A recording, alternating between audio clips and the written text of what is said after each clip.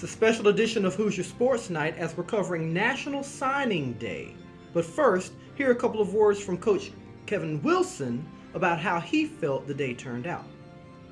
Collective effort of a lot of people, and again, we're slowly building our organization in a positive way, and I think this is a good class. But the last few years we have really targeted defense so hard, we put a little bit more emphasis on offensive numbers. It was good to get 4 quality linemen in the class.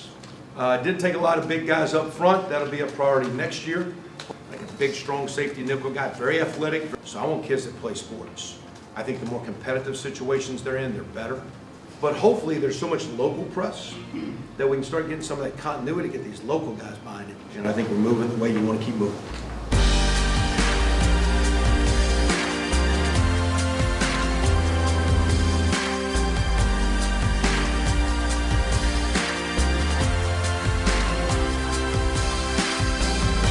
Welcome to a special edition of Hoosier Sports Night. As many of you know, National Signing Day was earlier this week. It happened on February 3rd. Indiana picking up a good amount of recruits that can help us out in the fall. Joining me right now is a new team member here at Hoosier Sports Night, Lydia Knoll, but she spent most of her time covering recruiting with Hoosier Huddle. So we're going to ask a couple of questions of her. So basically, what is the overall takeaway from the recruiting this year? I think the biggest takeaway from this year that Kevin Wilson talked about the other day was really focusing heavily on offense. We've had a strong offense in the past. Obviously, this year we did very well with IU football offensive-wise. And so a lot of those offense guys are eager to come in and play and help out with a good team like that. And so we have a lot of good guys coming, offensive linemen, a couple of receivers, as well as a new quarterback who is going to have to fill Nate Sudfeld's spot. Yeah, speaking of the quarterback position, if you looked at the press conference, he seemed really excited about some of the guys coming in. I believe there was maybe 1 or 2 freshmen, but there was a junior college guy coming through the ranks. And considering how some of these junior college guys have done in the college ranks, how could that look for Indiana's offense that could have a bunch of questions with a new signal caller this year? Yeah, definitely. So Richard Legault is the top junior college recruit for quarterbacking, and he's coming here to IU next year, and could be a really good fit if he can get along with the team and build that trust. Since he is a junior already, he's not coming through the program as a freshman and getting those extra years with the team to build up that reputation and the trust within the players. So that's definitely the number one thing that he's going to have to focus on and work with the team so he can build that chemistry up so he can play the quarterback and know exactly his players and know all the routes very well. Now, some of the recruits are already on campus. How many of them are already on campus going through warm-ups with the team? I believe there's 2 or 3 that have moved here on campus now and that have started practicing for the spring semester already.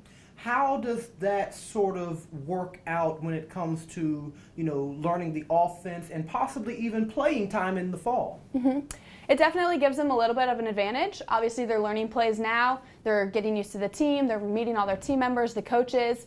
But in the long run, it's ultimately going to come down to who steps up and puts the work in the fall. As well as summer practices are going to be a very big deal too.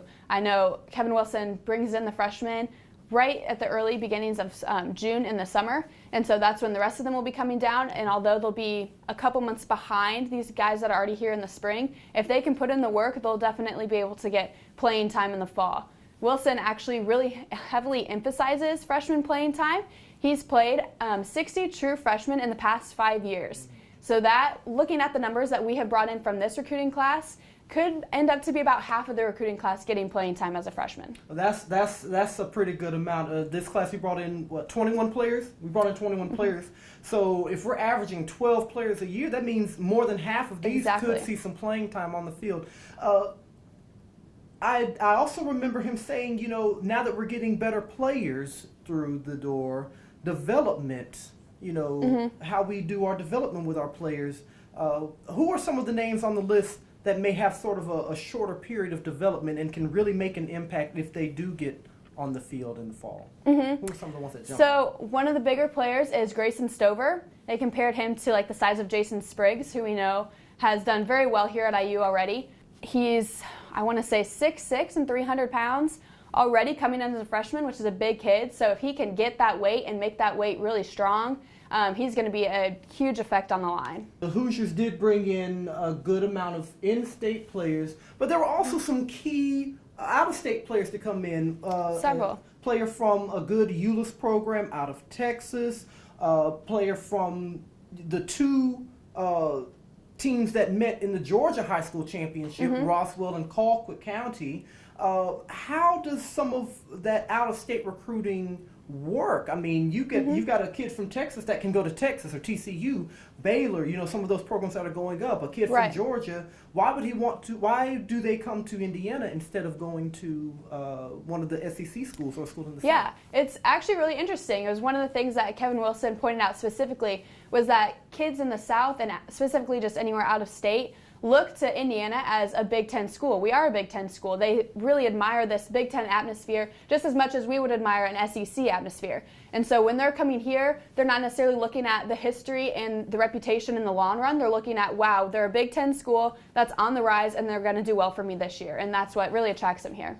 So speaking of programs on the rise, a lot of the so-called experts when it comes to this whole rating thing say that this is one of the worst classes that Indiana's had in a couple of years. But that supposed worst class went 6-7, took the Hoosiers to a bowl game. Exactly. So how does Coach feel about some of the rankings and where the team can still go with these players? Yeah, he compared it a lot to the class of 2012, which, as we see now, has done us pretty well. And so he's very excited to see these players come in, especially with our new defensive coordinator, a new strength coach, switching up some things defensive formation-wise. They're going to try to run a different defense this year. So making little changes like that, he feels that he can really build these players up, just like he did with the 2012 class, and make them into something great, just as much as he did with the other guys. And you also have the stronger players in the 2013, 14, and 15 class that are still going to be with us to help these younger guys grow all the way up with them.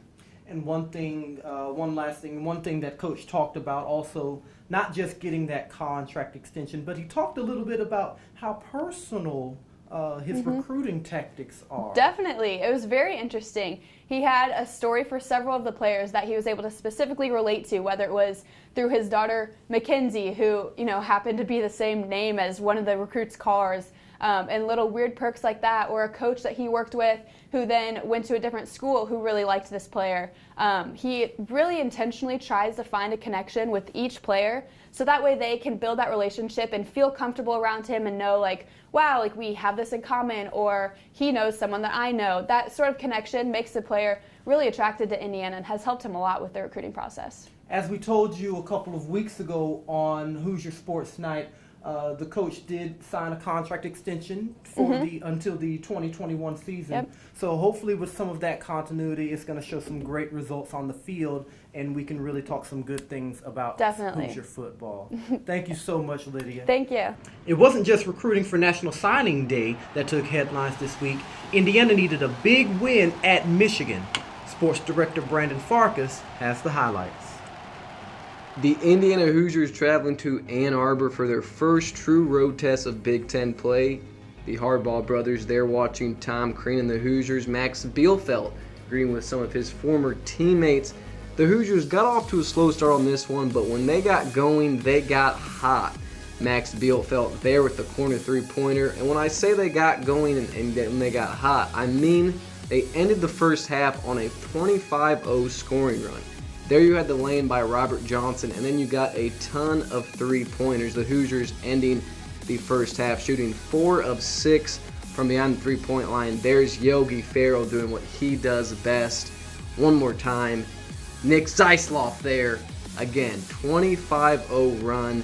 The Hoosiers held the Wolverines scoreless for the final 9 minutes of the first half. Only one turnover there, which is almost just as impressive for this Indiana team as anything there. And it translated over into the second half. Here, though, is the freshman OG Anunoby. Check it out. Getting a little tricky there. The fake reverse finishes on the other end. And then one more time, Yogi Ferrell. Boy, do I just love that. Say all the Indiana fans. Michigan Wolverines fans, though, hitting the exit early. The Hoosiers winning this one 80-67. The Hoosiers now with their best start in Big Ten play since 2008. What a game for Yogi Ferrell, 17 points, 9 assists. Robert Johnson and Anunoby both with remarkable games. Again, the Hoosiers 19-4 on the season, moved to 9-1 in Big Ten play. Sports Director Brandon Farkas here with IUS TV Sports. Thank you for watching a special edition of Hoosier Sports Night as we covered National Signing Day. Keep in mind that there are a few Hoosiers in action this weekend. Women's basketball is looking to maintain their perfect record at home. Coming into Bloomington this weekend is a Nebraska Cornhuskers team. That is the last team to beat the Hoosiers in Assembly Hall. Men's wrestling returns to the mat on Sunday against Purdue. It's a 1 o'clock start from University Gym. And the men's basketball team takes the show on the road to State College, Pennsylvania against the Nittany Lions of Penn State. We'll have all the recaps for you next week on Hoosier Sports Night.